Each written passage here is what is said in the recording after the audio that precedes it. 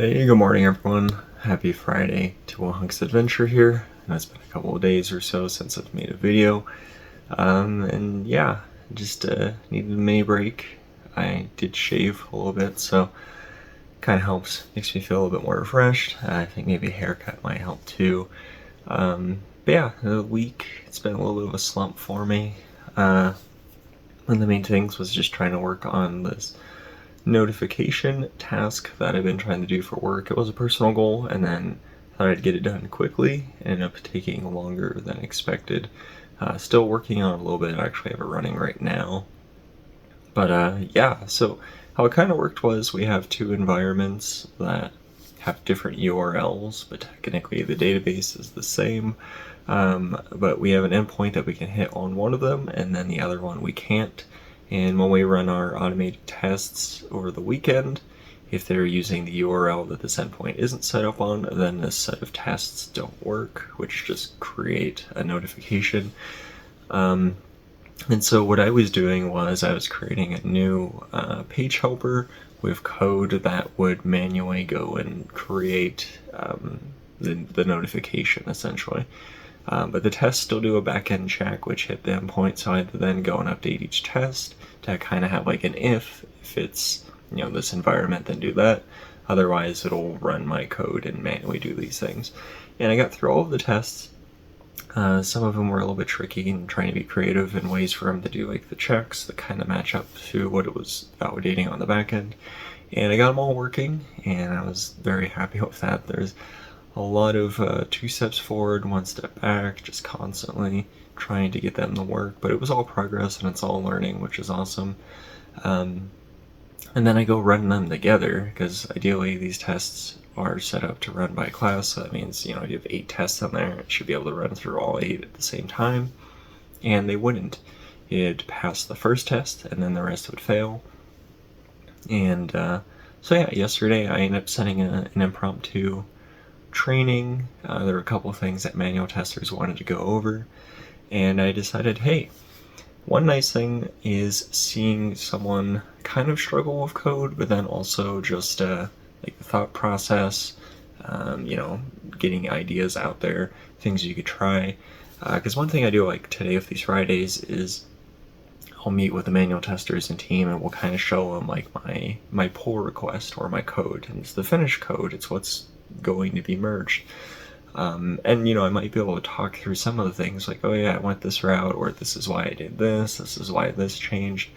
But that's really all they get. They don't see the struggle or the process, how I kind of came to that conclusion or got that code to work. Now, of course, they didn't see all of that yesterday even, but I did try to explain how I got to where I got to. And then from there, we're able to then kind of have a shadowing session where they're able to see the current problem I'm having with my code and kind of see as I'm working through that and some of the things we tried.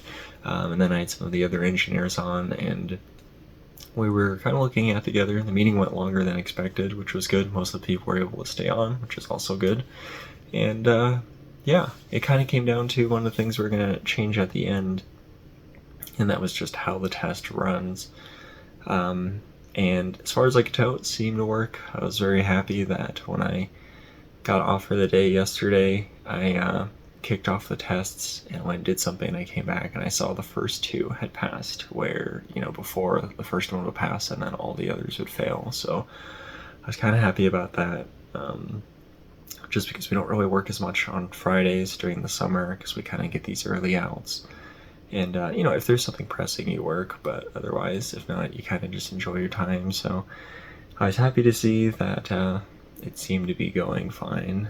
But yeah, this week, there's a night where I was really questioning myself and just, how well I was learning things, how quickly I was getting into things, especially with something like this where it ate up most of my week. Although Monday was a holiday and I didn't work. I don't know if today I only work a couple hours, so I have to keep things like that in mind where, like any time off or we're missing, that's gonna take away from my time to get certain things done. But yeah, I am happy I was able to make progress there, so that was good. I know that night where I was kind of struggling mentally with the job, I remember Googling and just looking around and seeing what was in the area as well again, and just kind of curious, like, what is considered like a fulfilling job or something that brings, meaning sometimes to someone's life. But of course, that's so broad and vague in a sense, and that could apply to like really any job if you're passionate about it, right? But I did do a career quiz, which took longer than it should have, but I did it while I was in the shower. And of course I finished it, and yeah, it's like, oh yeah, if you want to see your report, you have to pay for it. And I was just like, yeah, I kind of knew that going in, because all those sites are kind of getting inky like that. One of them kind of mentioned it up front, and I was like, yeah, I'm not doing that. And I went to another site.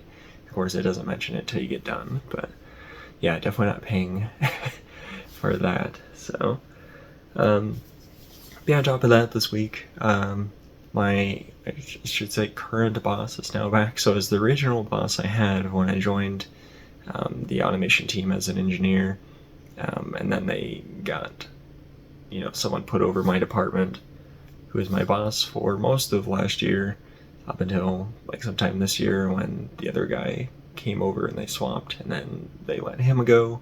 So then I was under a director. One of the like old original boss I had was on parental leave, but he's back. So yeah, he had sent out like a huge email of tons of expectations, not necessarily saying who needed them or to be heard again, because it sounds like he was just kind of like reiterating that because some people weren't following them. But I haven't had like a one-on-one to know if maybe like something came up with like what I'm doing. I have no idea, but so got that going on. Who knows, maybe I'll let you guys know in another video if there's something that comes up from a one-on-one. But yeah, so there was that. So it was a bit jarring to see, like a big email of things. And they did hire a new boss for some other department, but I'm pretty sure they're still hiring and trying to find someone for mine as well, just because the current guy, he's just over so much. And that's kind of why we had like leads over different areas, because there's too many products, essentially. And then when you have too many people under you, it makes it hard to really have like one-on-ones with each person, or to have meaningful conversations, or to be able to kind of help, because you're just always in meetings, whether they're one-on-ones or like managerial ones. So yeah, that's something else going on work-wise. Outside of work though, my son, he'll be going to my in-laws this weekend. I think they're coming down in a couple of days, so he'll be gone for a bit. Getting swimming lessons again. He did this last year. It was very hard on me. I thought it would be a time of like relaxation, because there was no like chaos in the house. There wasn't any screaming or anything like that going on. But then, you kind of slowly miss those sounds, and maybe that's kind of how like empty nesters feel at times. I guess that's probably different, as your kids get older, but maybe not. Parents are always parents. But yeah, I'll still have my daughter. I think she'll be here. Last year she was a lot younger and just quiet, so I'm sure she'll be kind of loud and playing with things and stuff like that. But I'm sure I'll miss my son. I don't miss these noises, because I always, not always getting upset out loud, but like in my head, I'm just like, I need some quiet, or I'm trying to listen to something, or like focus on something, and it's very tough at times. But yeah, he'll be gone for 10 days or so. I may take a trip up there. I know last year we didn't. It was hard on me, and I wanted to, but we just didn't. Maybe this time I will. It would be nice to see him swimming, just to see how he does at his course. And yesterday, I actually went and bought a gaming laptop. I got it on eBay, so hopefully it's fine. Couldn't find anything relatively cheap, even refurbished on Amazon, that I trusted. And eBay, obviously that's hit or miss, because you're going with individual or independent sellers as well. I found one that was a good deal, but the seller had like an 80-something% positive feedback, and they didn't do returns. And so I was like, oh, I want to do that. So I paid an extra, I think like $30-40 to get like the next highest one up from someone else that had 100% positive feedback, which was good, just 100%.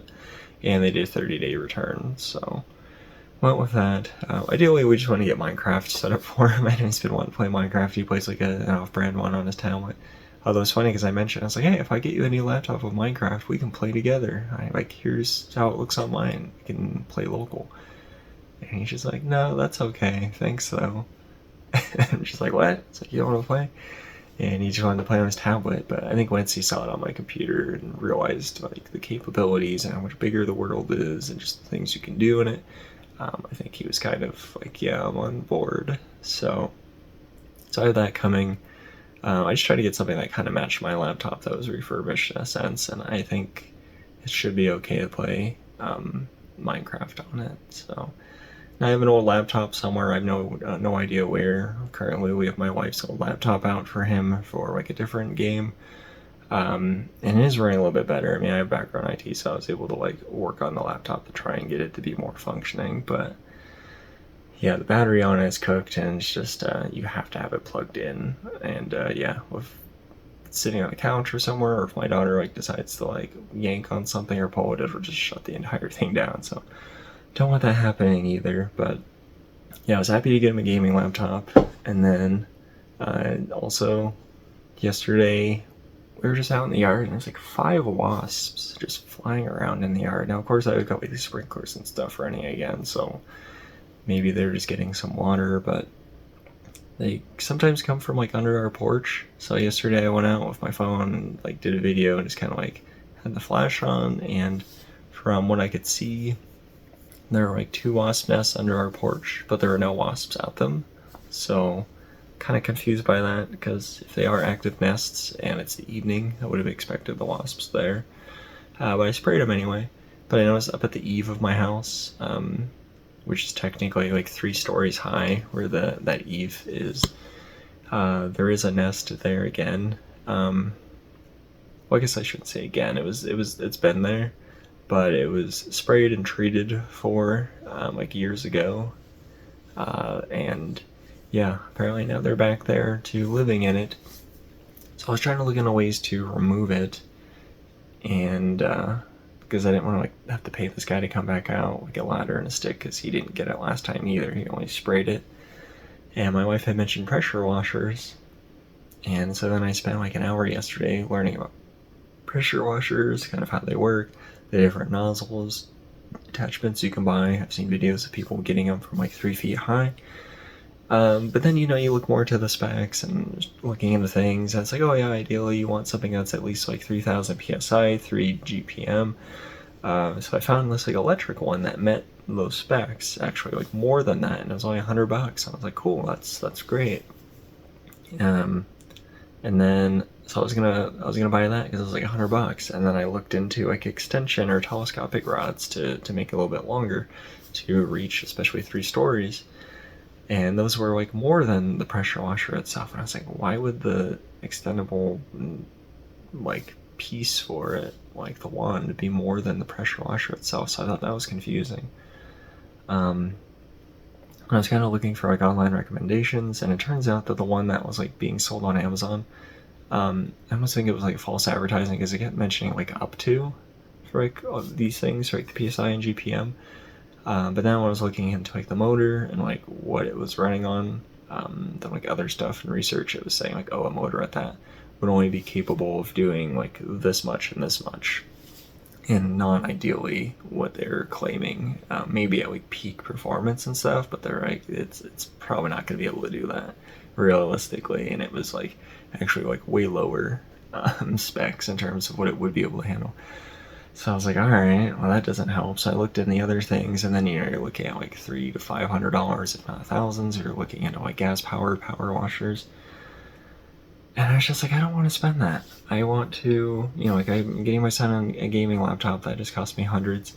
I don't want to be looking into pressure washers. And what else would I be using it for? Like, I don't really need a pressure washer around the house. Like, am I really using it just to get rid of this one wasp nest that's active?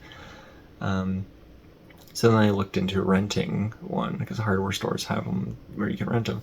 But renting one of them was like $70 or like $100 for the day.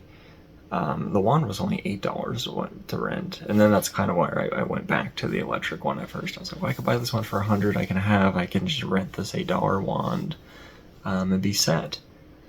But then that's kind of where I was just like, I was checking online and I did the research, and then I realized, okay, it's like the reason they're charging this much to rent one at the hardware store is because it actually meets these specs, and then the one on Amazon claims to, but probably doesn't. So I'm thinking what I'll probably end up doing is maybe I can find like an extendable wand or stick or something. I almost joked about taking some PVC pipe that I had for my sprinkler stuff, taping that together and trying to get that up there. But, you know, as I get longer and longer, how much control do I have? Is it going to be flimsy? Is it just leaning up against the house and things like that? So hoping to find some kind of rod that can extend, and, you know, maybe I use my ladder too or something. But yeah, I'll have to look into all that. I mean, I'm only like 6'2", and if I get on a ladder that might be 6 feet high, then, you know, that's 12 feet, and then I'm only needing like a 20-foot rod. But yeah, that's kind of what I got going on today. So yeah. One other thing, our house has been kind of having a vinegary smell, so I realize I probably need to replace my furnace filter. Hopefully there's no like mildew or anything going on in there, and it's just the filter that needs to be replaced. But yeah, something else that I'll probably make a video on, just showing the process of that, just because, yeah, maybe I'll show the wasp nest, you know, I can have down too, and hopefully not getting stung. We'll see. But yeah, I have to make a furnace filter video anyway, just for my other channel for the reviews that I do. But yeah, that's gonna do it for this one. So stay safe, stay healthy, and I'll see you in the next one.